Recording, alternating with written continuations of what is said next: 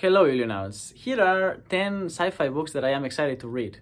I know nothing about these books, and actually it's 11, but the first one, A Canticle for Leibowitz, I'm already reading, so I'm loving it so far.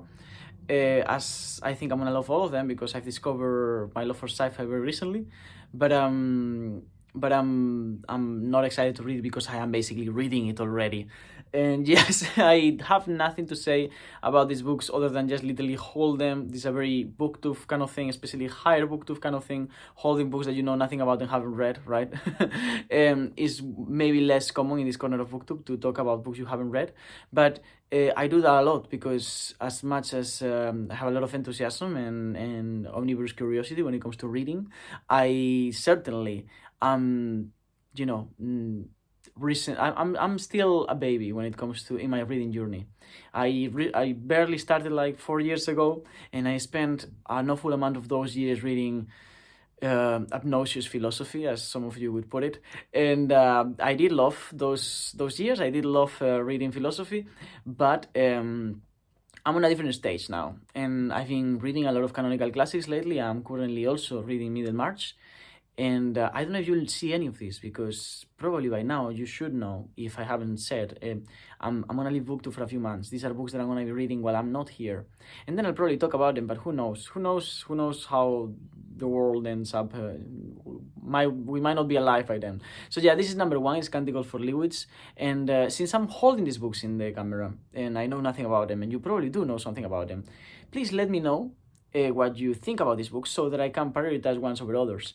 All of these are based on recommendations, and I'll mention who recommended each of them. This is from 10 sci-fi, 10 philosophical science fiction books that you should read or something like that by Jared Henderson. And I follow his channel. I like his channel. I think he ought to talk more about philosophy, but that's that's up to him. So yeah, I'll tell you what I think about it when I finish it, if I am still on BookTube. But yeah, this is the honorary mention, so I'm not gonna lose too much time on it. Now, next one, this is a book that I saw for the first time when I was in Son's house on the STEMfast. When I was on his house helping him move to the new place, he has I don't know, a crazy amount of books. I'd say probably 5,000 more than that in a single room. It was insane. It was a lot of books. I had never seen so many books in such a small room without it being like an actual bookshop.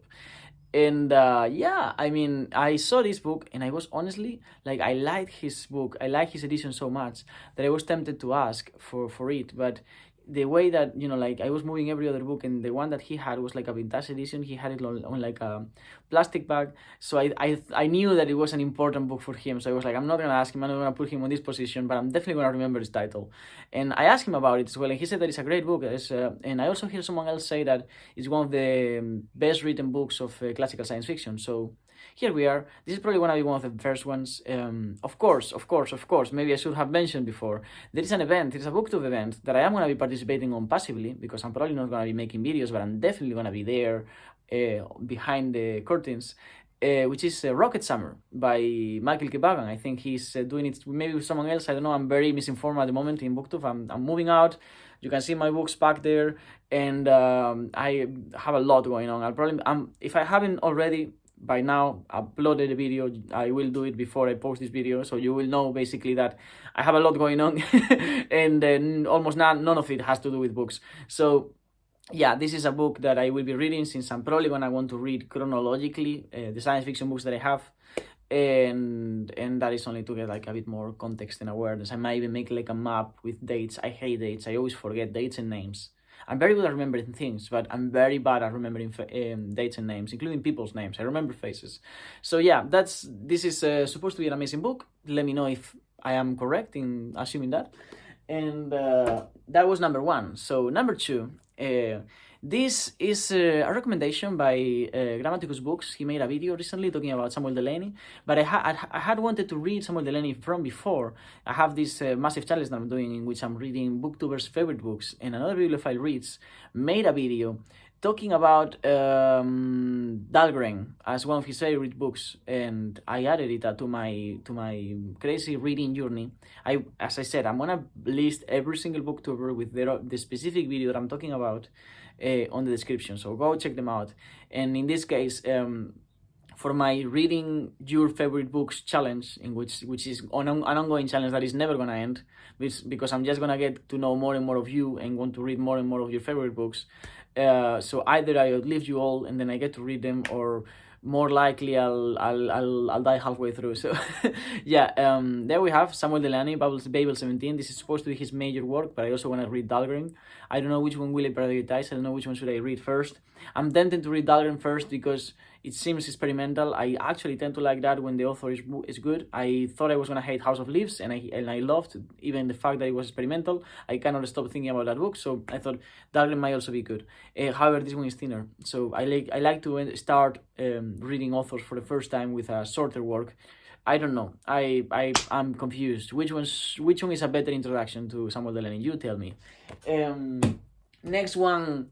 I would never have picked this book if it weren't for the fact that two of my favorite sci-fi booktubers, and one of them booktuber in general, recommended it. One is Steve, in a very old video about sci-fi, I think. He recommended it, and might be because he's never been in Australia, but I hope it's also because it's a good book. And also it's one of the favorite books or recommended books by Bookbuild, which is probably since the horrible thing that happened to one of the sci-fi channels, not horrible thing, like the horrible thing related to one of the sci-fi channels that I used to follow, came out. I don't watch videos from that channel anymore, so now I'm confined to searching for new sci-fi channels to find new books, and I'm in good hands with the Bookbuild. He pretty much only reads sci-fi and fantasy, or he reads other things, but mainly videos on sci-fi and fantasy. And the video in which he talks about this made me want to read it. So we have here, and of course we have like the appeal to authority. Steve Donaghy, of course, also talked about this video about this in some video. I don't remember which one. He has a bunch of videos on sci-fi. I'll just link all of them. Yeah, like if that wasn't enough, now I have two reasons, and it's about Rod McBain, and 151 is the last scion of one of the oldest farming families in Australia. So it's gonna be rural, is it?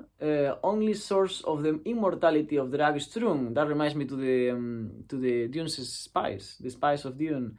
But he's also a telepathic cripple.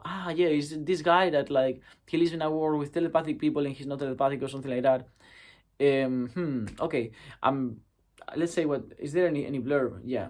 Ursula K. Le Guin says, Corwiner Smith's stories were an amazement to me when I first read them. 40 years later, they still are. Exuberant language, brilliant invention, and hallucinatory imagery. Now, since Ursula K. Le Guin is a science fiction writer that I am most excited to read, of all of them, I would probably take her word for granted, yeah. Okay, next. This book I saw just yesterday, on the shelves of Sean, another bibliophile reads, I think both of them. I basically, on that is the live stream that we made talking about City, Clifford D. Simak. By the way, City, Clifford D. Simak. I made a video about it. I love that video. I love that book. Of course, I love my own videos, but I love that book. I am. It's probably it's become my gateway drug to science fiction. I think the book that made me stop on my feet when I started reading science fiction was Solaris, because it showed me what it's possible. It showed me what science fiction should be, especially when it tries to talk about alien life. And it's a book that I will never forget, and it will always remain one of my favorites. But Clifford Simak showed me how much fun can I have reading science fiction, how fun it is, and how it still presents ideas, complex ideas that I like to think about. I have this how do you say, professional deformation. I don't know what's the correct expression in English, but I tend to philosophize a lot. I can't help it. I care about ideas. I care about the content more than the form in most cases. When I write in Spanish, I am a lot more about the form. I emancipated from form a lot because my English is so limited. And as a writer, as well as a reader, I tend to, when I read in English, look more for the content, the ideas on the books rather than the florid linguistic acrobacies that the writer can do. And with City from Clifford Simak, it's a well-written book, but what for me shines is the ideas and how fun it is as well. It's just a very fun book to read. even though it's very pessimistic. If you read all the way to the epilogue, the last story that was written afterwards, it's a very pessimistic book. But yeah, that was in that live stream talking about that book, which we were doing a bad read together. About that I saw this book that they were all reading together, and I felt like I had heard this book being talked about before quite a few times. I don't know where, I don't know when, but it felt like reason enough for me to pick it up. I think this book started kind of like a genre or something like that. I hear people say the Dying Earth genre, so that seems like reason enough. And let's say what people says on the blurb: one of the best and most influential fantasy works of the 20th century. If I'm correct, this is a fantasy work, but it's science fiction in the sense that like time, like it's futuristic. I don't know. I tend to look at science fiction and fantasy as like fantasy looks backwards in time, and science fiction looks forward. That's for me the main difference. Like people tend to say they are the same in the sense that they're both like they have an inner consistency. They are not possible in the real world, but in their own worlds, what's happening is possible. I think that is a good definition to science fiction and fantasy on an intellectual level, but there's no denying that it feels different to read a science fiction book from reading a fantasy book.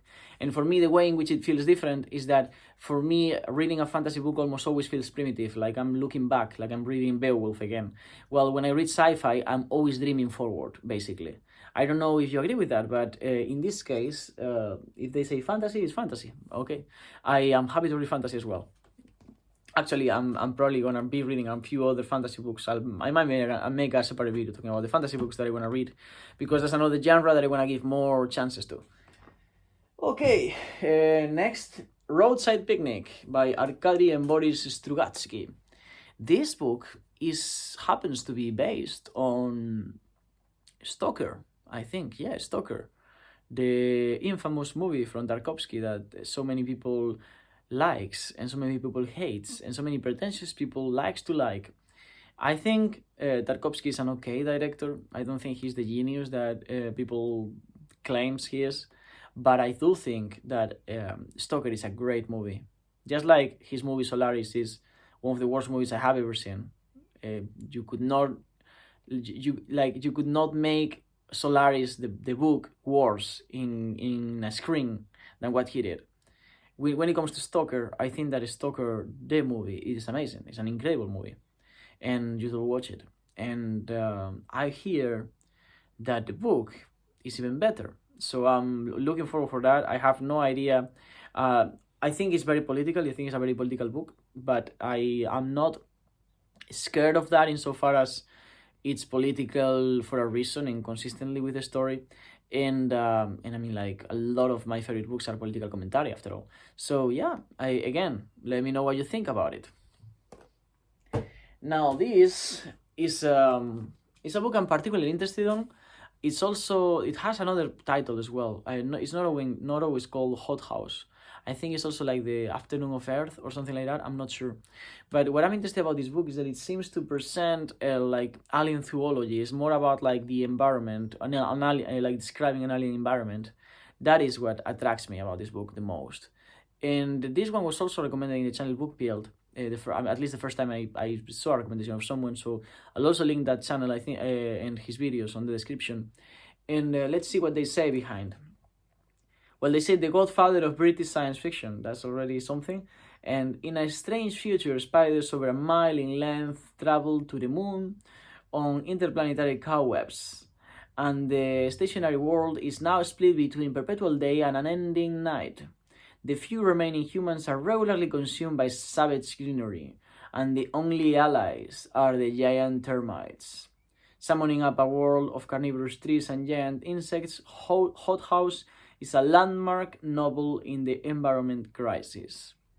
I very recently finished a module called Environment and Ecology, in which we look at different ways of thinking that are not anthropocentric thinking. I don't think that humans can do anything like non-anthropocentric thinking, but I am incredibly interested in books that play with the natural world, with the idea of the non-human, etc., etc., etc. It's probably my number one interest when it comes to non-fiction, and I am myself co-writing with my partner. I've been for months co-writing with my partner a book about the tension between civilization and nature, about the lack of epistemological humility, that is to say, the lack of an acceptance on over the fact that we cannot know everything, and that sometimes historically, in order to know something that we can't know because it's too complex, we just break it down and destroy it until its raw materials, its fragments, become knowable to us, which means that we, to a degree, destroy nature in order to understand it. Our understanding is in many ways psychopathic. That is part of my argument, which is not original, but we attempt to make a story, a genealogy of that dynamic and a critique of it. And definitely at some point in my life, I would love to write a sci-fi book or a fantasy book that explores different ways of looking at non-anthropocentric thinking, about the different approaches that a human can take in relating to the non-human. As a matter of fact, I have 5 characters on the novel that I have been writing on the Writing Collective with Steve Donaghy, and that I'm going to continue to write during the Canon Raimo, in which each of those 5 characters embodies a different attitude towards the natural world, a different way of behaving and being, and understanding, or not understanding for that matter. And because of all of that, this book is perhaps the one that I am most excited to read, at least in that sense. But I also think that I've already looked through the pages, and it also looks like it's just a very fun read and very, very well written. So there we go. Hot House by Brian Aldiss. And next book is Bloodchild by Octavia Butler. No idea about this book. I heard the name Octavia Butler about 1,000 times, and this seems to be the book. Here the book list says, Butler graces new mansions of thought with her eloquent, distinguished, and poignant prose. Although this book is little in size, its ideas and aims are splendidly large, and that is all I want.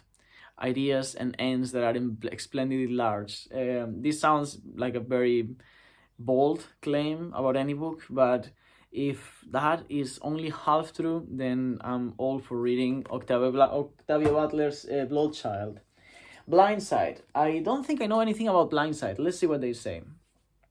One of the best sci-fi books I've ever read, not so much about a meeting of races as it is about a meeting of different modes of mind. Okay, so it's probably about a book that's gonna flirt with philosophy of mind, which is a subject that I was very interested on and then stopped being interested about. But yeah, okay, that's from the province in Vancouver. 2 months since the stars fell. 2 months ago, innumerable alien objects surrounded the Earth, screaming as they burned their way into our atmosphere. The heavens have been silent since. Now though, a derelict space proof has heard whispers from a distant comment. Something talks out there, but not to us. Who should be sent to find out? Okay. It's a finalist of the Hugh Award as well. Not that I care about awards. I don't think that they are given for the right reasons anymore. But this looks interesting.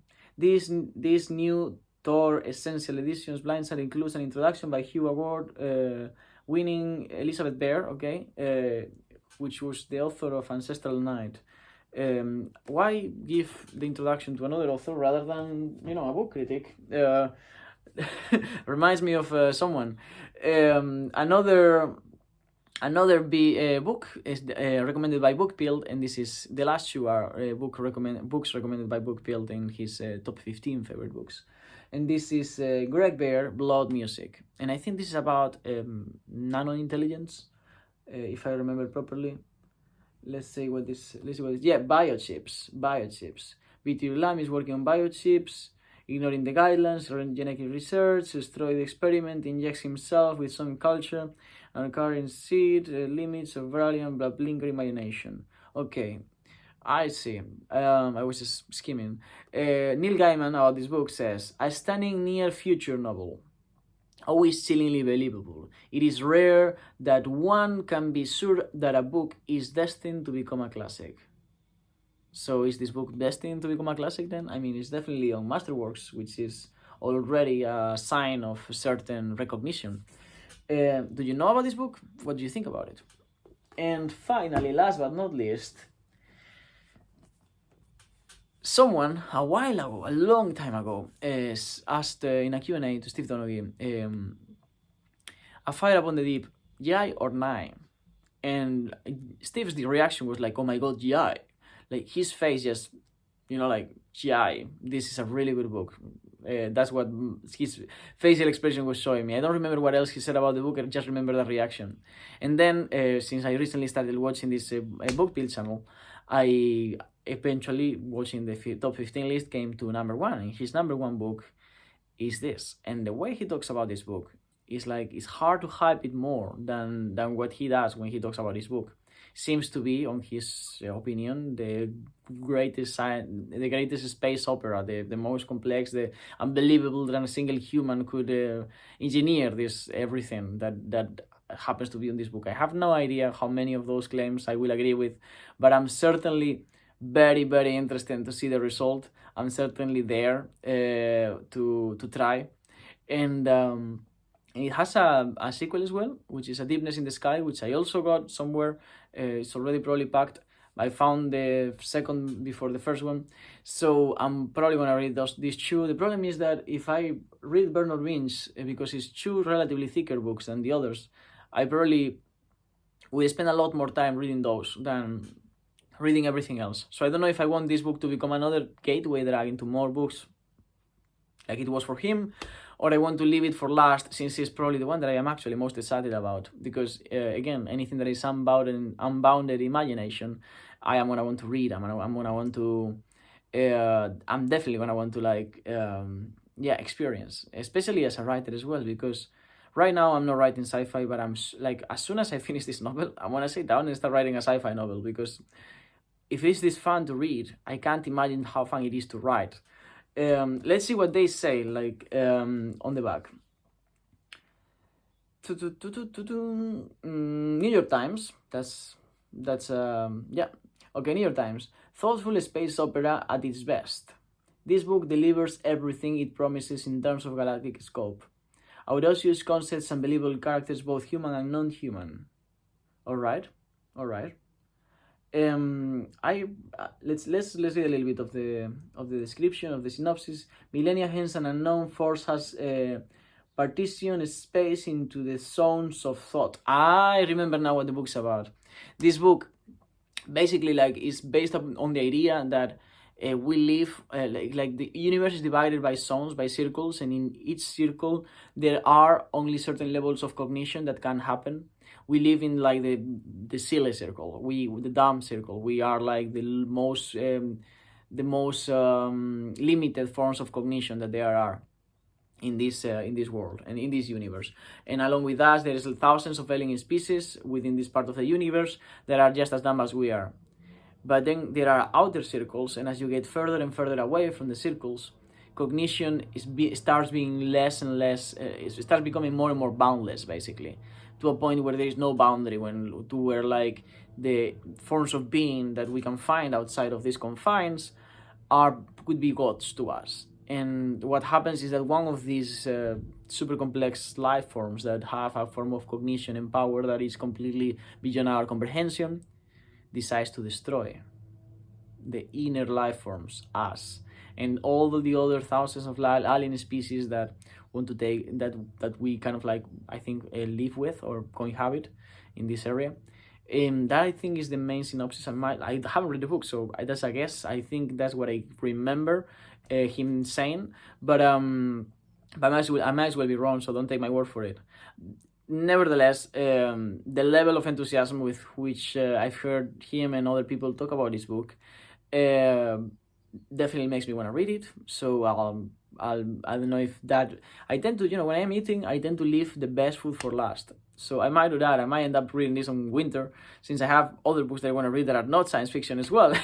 And I don't know where I'm going to make the time, because I'm, flying up and down. I'm getting a job, then leaving the job, then rebuilding a house, and all these things that you probably know about already. So yeah, this is my 10 science fiction books that I wanted to read. As I said, I think I am on the doorstep of my new favorite genre. Who knows for how long? I tend to do this a lot in my life. I get a subject, I exhaust it to my degree of whatever I consider to be exhausted, and then I jump into another subject. I only ever stick with subjects that I consider to be inexhaustible. I have tried thousands of sports, not thousands, but like if you can name any sport, I probably have done it. I probably am relatively good at it, to a amateur practitioner level. It's only the sports that in which you can never get to an expert level, in which you can never like say I've done everything, I can do anything, that I continue to do, like climbing or scuba diving, things generally that to do with the natural world, in which the limitations are your own mortality, humanity, and just like, you know, a fleshy being that, you know, has all of these aches and incapacities to breathe on certain heights or under certain depths, etc., etc., etc. But, you know, if it's just a sport that like requires you to move your body, I've tried it, I've done it for a while, whatever it is. And with books, it's kind of the same thing. I feel like back in the days I felt like I exhausted poetry and stopped reading poetry. Before I would only read poetry. Then I jumped into philosophy, and I read, you know, all the important guys, and some of the not so important when it comes to like the canon and everything. Philosophy is a subject that I don't feel I could ever. I mean, reading in general is sort of like something that I don't feel like I could ever exhaust. But I have definitely exhausted periods, both with poetry and philosophy, and even not yet, but I do think that there is a possibility of also even exhausting, like, you know, the idea of classics. There is only so many classics. If I become fascinated with the 14th century, eventually I'm gonna run out of novels or whatever kind of book I'm reading on the 14th century. But yeah, I go basically by peaks. I do everything that I can do on that thing, and then I go to the next. Science fiction seems like one of those genres that it's endless, in which you know, you could spend a lot of time reading without even like seeing the end. I hope it is, because I see myself enjoying this a lot. I see myself enjoying myself a lot this summer, as I am waiting on the boat while the divers come out. Reading and hoping no one comes for me so that I can continue to read. Yeah, so these are my 10 favorite books. No, that's another video that I'm planning of making before I leave for a few months. I might make a video of favorite books, but this is not it. This is my 10 science fiction books that I want to read as soon as I can. Maybe as soon as I stop this video, I'll start reading. Yeah, that's it. I'm always like stuttering at the end of the videos. Thank you. I'll see you on the other side. Or not, who knows. Take care. Booktooth.